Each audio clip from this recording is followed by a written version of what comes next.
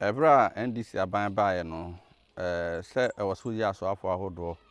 na enam saa no sintino si was bebre politically appointed no oyi omo firi honom ema ebre esem no Confanoche Teaching Hospital so CEO ano ho no wosesan no de doctor ba kwa na oye head of department wo ho na be new CEO ode ne ba foforo no amanfo bi na omo mpene so se esan CEO na so abansesan ye ba enema esi no emu baako ebe ka CEO ano ho no ono na ode hi Confanoche project ne ba na omo ye nema bebre ho hospital ho efi so oba wie ne hu se hi Confanoche project no ne nema bi ho no ma ase se ye jayo senso ya ye de ato ho twen mre bi a eno no yintimi hu na de sisi yakofa nchinua aba hospital ne se na otwetwem no hospital no CEO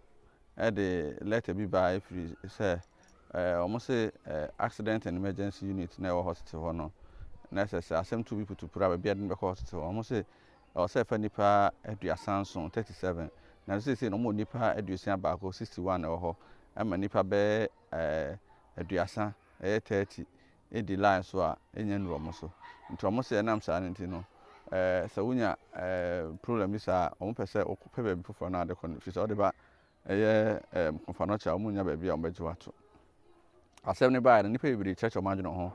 ema yemu bi ho a yeso church adweno ba bi foforo a na enye social media kan se ye ninyi de ekoso no ho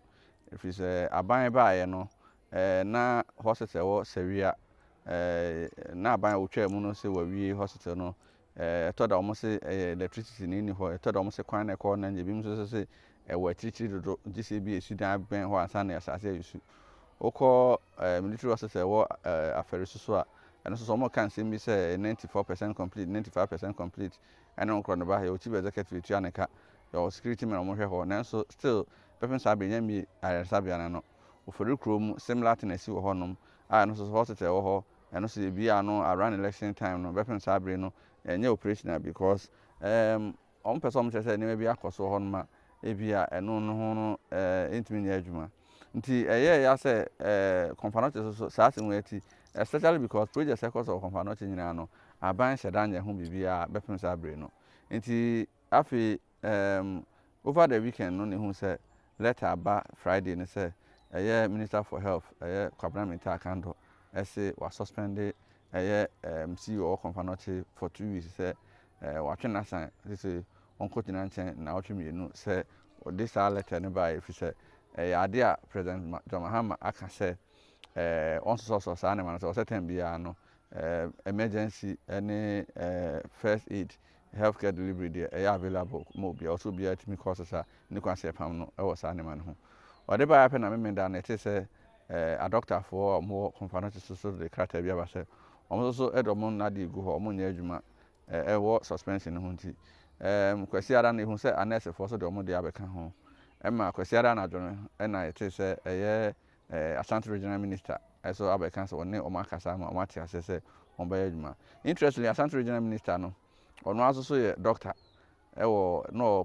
University of Ghana Medical Center na yere so nurse ho ema na otwetwa mu no wone na yere ekọ wo omoba wo America British no wi no asan ba Ghana ha asemba ko esro ho no nti si wo so no makasa mo ba yedwuma afi next that sorry ye hu say Health Workers Association or Confanoche Teaching Hospital so say wo say minister and reversing the decision no because suspension in creative problems for ho no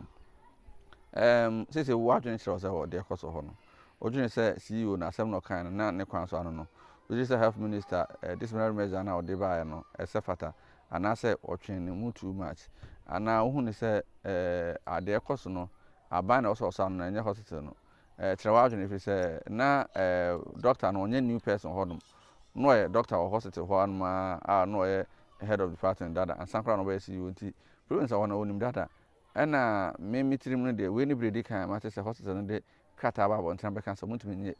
staff obi nti niam cost of hospital no onye new to hospital no totally nti die na kan na etimi si ana yen ka se hwaye ma na afi de dru se sisi de se hwaye ma na ohwa health minister de oye no ne kwan so ano no ana so ofum se o suspend CEO no